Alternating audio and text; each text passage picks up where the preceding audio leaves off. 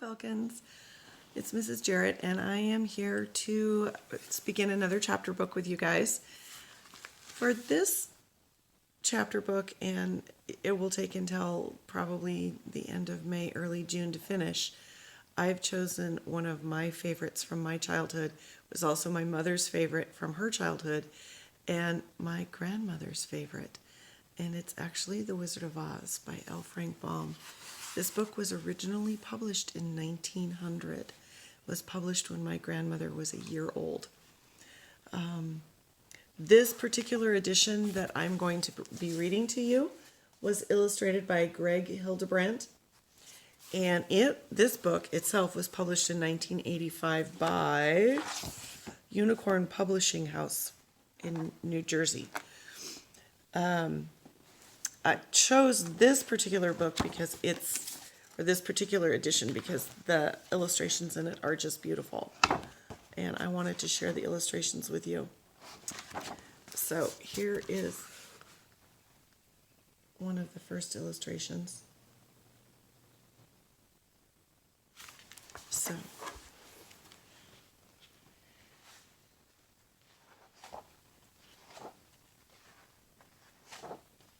Chapter 1, The Cyclone. Dorothy lived in the midst of the great Kansas prairies with Uncle Henry, who was a farmer, and Aunt Em, who was the farmer's wife. Their house was small, for the lumber to build it had to be carried by wagon many miles. There were 4 walls, a floor, and a roof, which made up one room, and this room contained a rusty-looking cooking stove, a cupboard for the dishes, a table, 3 or 4 chairs, and the beds. Uncle Henry and Aunt Em had a big bed in one corner, and Dorothy had a little bed in another corner. There was no garret at all, and no cellar, except a small hole dug in the ground called a cyclone cellar, where the family could go in case one of those great whirlwinds arose, mighty enough to crush any building in its path. It was reached by a trap door in the middle of the floor, from which a ladder led down into the small dark hole. When Dorothy stood in the doorway and looked around, she could see nothing but the great gray prairie on every side. Not a tree nor a house broke the broad sweep of flat country that reached the edge of the sky in all directions. The sun had baked the plowed land into a gray mass with little cracks running through it. Even the grass was not green, for the sun had burned the tops of the long blades until they were the same gray color to be seen everywhere. Once the house had been painted, but the sun blistered the paint and the rains washed it away, and now the house was as dull and gray as everything else. When Aunt Em came there to live, she was a young, pretty wife. The sun and wind had changed her too. They had taken the sparkle from her eyes and left them a sober gray. They had taken the red from her cheeks and lips, and now they were gray also. She was thin and gaunt and never smiled now.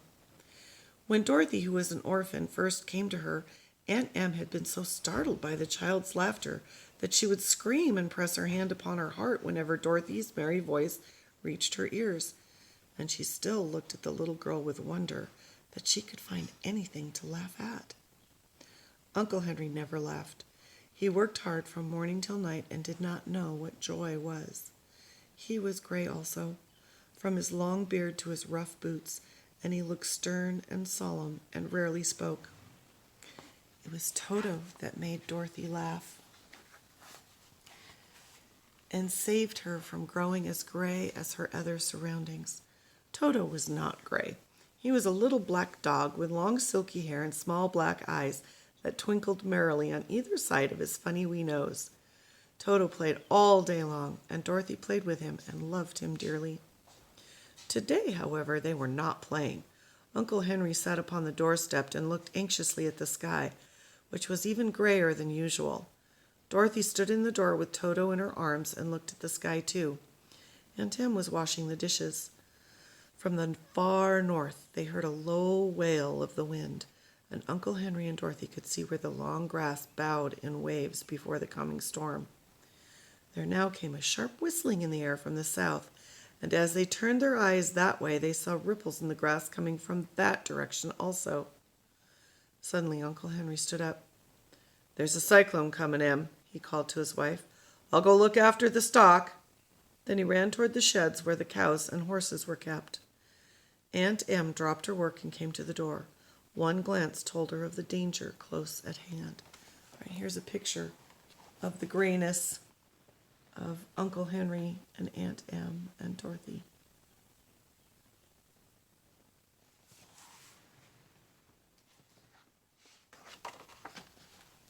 "Quick, Dorothy!" she screamed. "Run for the cellar!" Toto jumped out of Dorothy's arms and hid under the bed, and the girls started to get him. Aunt Em, badly frightened, threw open the trap door in the floor and climbed down the ladder into the small, dark hole.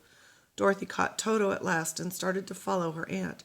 When she was halfway across the room, there came a great shriek from the wind, and the house shook so hard that she lost her footing and sat down suddenly upon the floor. A strange thing then happened. The house whirled around 2 or 3 times and rose slowly through the air. Dorothy felt as if she was going up in a balloon.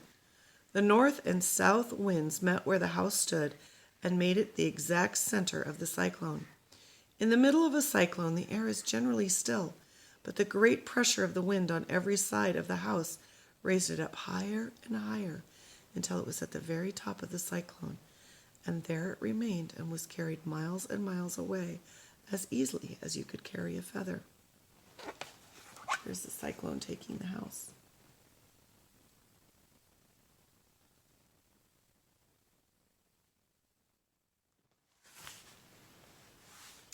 It was very dark, and the wind howled horribly around her, but Dorothy found she was riding quite easily. After the first few whirls round, and one other time when the house tipped badly, she felt as if she were being rocked gently like a baby in a cradle.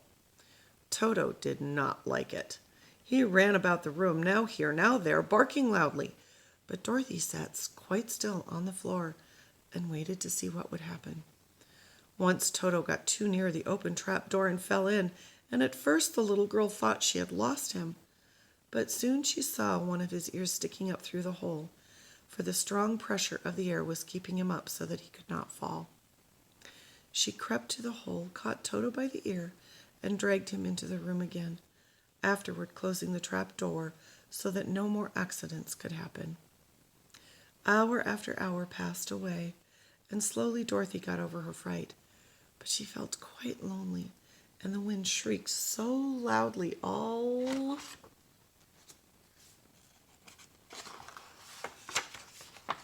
about her that she nearly became deaf. At first she had wondered if she would be dashed to pieces when the house fell, but as the hours passed and nothing terrible happened, she stopped worrying and resolved to wait calmly and see what the future would bring. At last she crawled over the swaying floor into her bed and lay down upon it, and Toto followed and lay down beside her. In spite of the swaying house and the wailing of the wind, Dorothy soon closed her eyes and fell fast asleep. Chapter 2. The Council with the Munchkins. She was awakened by a shock so sudden and severe that if Dorothy had not been lying on the soft bed, she might have been hurt. As it was, the jar made her catch her breath and wonder what had happened, and Toto put his cold little nose into her face and whined dismally. Dorothy sat up and noticed that the house was not moving, nor was it dark, for the bright sunshine came in at the window, flooding the little room. She sprang from her bed and with Toto at her heels ran and opened the door. The little girl gave a cry of amazement and looked about her, her eyes growing bigger and bigger at the wonderful sights she saw. The cyclone had set the house down very gently for a cyclone in the midst of a country. In the midst of a country of marvelous beauty. There were lovely patches of green sward all around, with stately trees bearing rich and luscious fruits. Banks of gorgeous flowers were on every hand, and birds with rare and brilliant plumage sang and fluttered in the trees and bushes. A little way off was a small brook, rushing and sparkling along between green banks, and murmuring in a voice very grateful to a little girl who had lived so long on the dry, gray prairies. While she stood looking eagerly at the strange and beautiful sights, she noticed coming toward her a group of the strangest people she had ever seen. They were not as big as the grown folk she had always been used to, but neither were they very small. In fact, they seemed about as tall as Dorothy, who was a well-grown child for her age, and although they were, so far as looks go, many years older. 3 were men and 1 a woman, and all were oddly dressed. They wore round hats that rose to a small point a foot above their heads, with little bells around the brims that tinkled sweetly as they moved. The hats of the men were blue, and the little woman's hat was white, and she wore a white gown that hung in plaits from her shoulders. Over it were sprinkled little stars that glistened in the sun like diamonds. The men were dressed in blue of the same shade as their hats, and wore well-polished boots with a deep roll of blue at the tops. The men, Dorothy thought, were about as old as Uncle Henry, for 2 of them had beards. But the little woman was doubtless much older. Her face was covered with wrinkles, her hair was nearly white, and she walked rather stiffly. When these people drew near the house where Dorothy was standing in the doorway, they paused and whispered among themselves, as if afraid to come farther. But the little old woman walked up to Dorothy, made a low bow, and said in a sweet voice, "You are welcome, most noble sorceress, to the land of the Munchkins. We are so grateful to you for having killed the Wicked Witch of the East and for setting our people free from bondage." Dorothy listened to this speech with wonder. What could the little woman possibly mean by calling her a sorceress and saying she had killed the Wicked Witch of the East? Dorothy was an innocent, harmless little girl who had been carried by a cyclone many miles from home, and she had never killed anything in all her life. But the little woman evidently expected her to answer, so Dorothy said with hesitation, "You are very kind, but there must be some mistake. I have not killed anything." "Oh, your house did anyway," replied the little old woman with a laugh, "and that is the same thing. See?" She continued, pointing to the corner of the house. "There are her 2 toes still sticking out from under a block of wood." Dorothy looked and gave a cry of fright. There indeed, just under the corner of the great beam of the house rested on, 2 feet were sticking out, shod in silver shoes with pointed toes. "Oh dear! Oh dear!" cried Dorothy, clasping her hands together in dismay. "The house must have fallen on her. Whatever shall we do?" "But there is nothing to be done," said the little woman calmly. "But who is she?" Dorothy asked. "She was the Wicked Witch of the East, as I have said," answered the little woman. "She has held all the Munchkins in bondage for many years, making them slave for her night and day. Now they are all set free, and we are grateful to you for the favor." "Who are the Munchkins?" inquired Dorothy. "They are the people who live in this land of the East where the Wicked Witch ruled." "Are you a Munchkin?" Dorothy asked. "No, but I am their friend, although I live in the land of the North. When they saw the Witch of the East was dead, the Munchkins sent a swift messenger to me, and I came at once. I am the Witch of the North."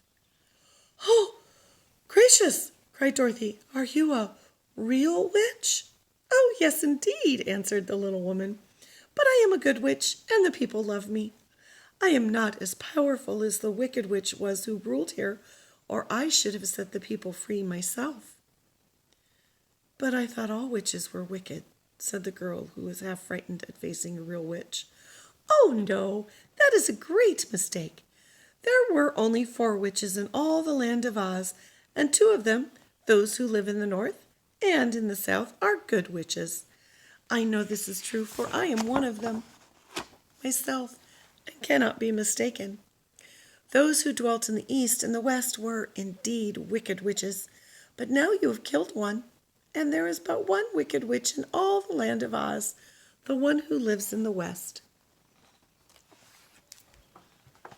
"But," said Dorothy after a moment's thought, "Aunt Em has told me that the witches were all dead, years and years ago." "Oh, who is Aunt Em?" inquired the little old woman.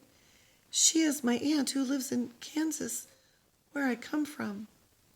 The Witch of the North seemed to think for a time with her head bowed and her eyes upon the ground. Then she looked up and said, I do not know where Kansas is, for I have never heard that country mentioned before. But tell me, is it a civilized country? Oh, yes, replied Dorothy. Then that accounts for it. In the civilized countries, I believe there are no witches left, nor wizards, nor sorceresses, nor magicians. But, you see, the land of Oz has never been civilized, for we are cut off from the rest of the world. Therefore, we still have witches and wizards amongst us. Who are the wizards? Asked Dorothy. Oz himself is a great wizard, answered the witch, sinking her voice to a whisper. He is more powerful than all the rest of us together. He lives in the city of Emeralds. Dorothy was going to ask another question, but just then the Munchkins, who had been standing silently by, gave a loud shout and pointed to the corner of the house where the Wicked Witch had been lying. What is it? asked the little old woman, and looked and began to laugh. The feet of the dead witch had disappeared entirely, and nothing was left but the silver shoes. She was so old, explained the Witch of the North, that she dried up quickly in the sun. That is the end of her. But the silver shoes are yours, and you shall have to wear them. So here's Dorothy with the Munchkins, and Toto, and the silver slippers,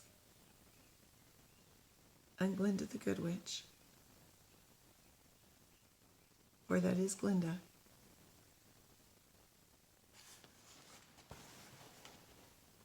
She reached down and picked up the shoes, and shaking the dust out of them, handed them to Dorothy. The Witch of the East was proud of these silver shoes, said one of the Munchkins, and there is some charm connected to them.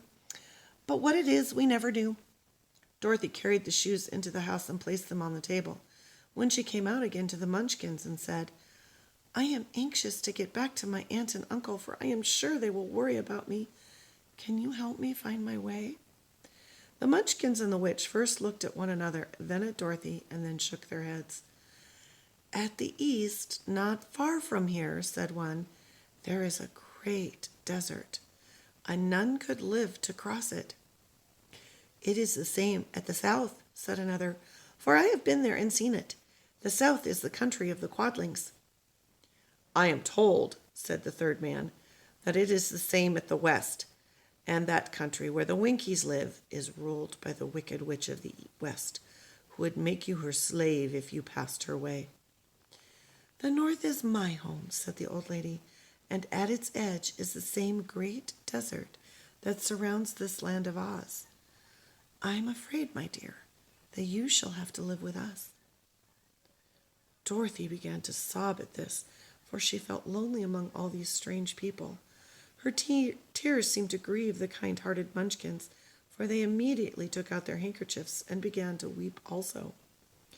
As for the little old woman, she took off her cap and balanced the point on the end of her nose, while she counted 1, 2, 3 in a solemn voice.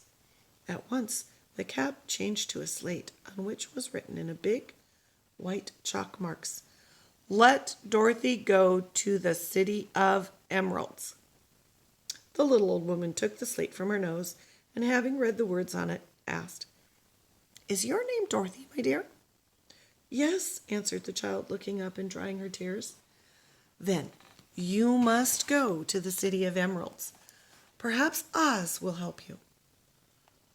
Where is this city? Asked Dorothy.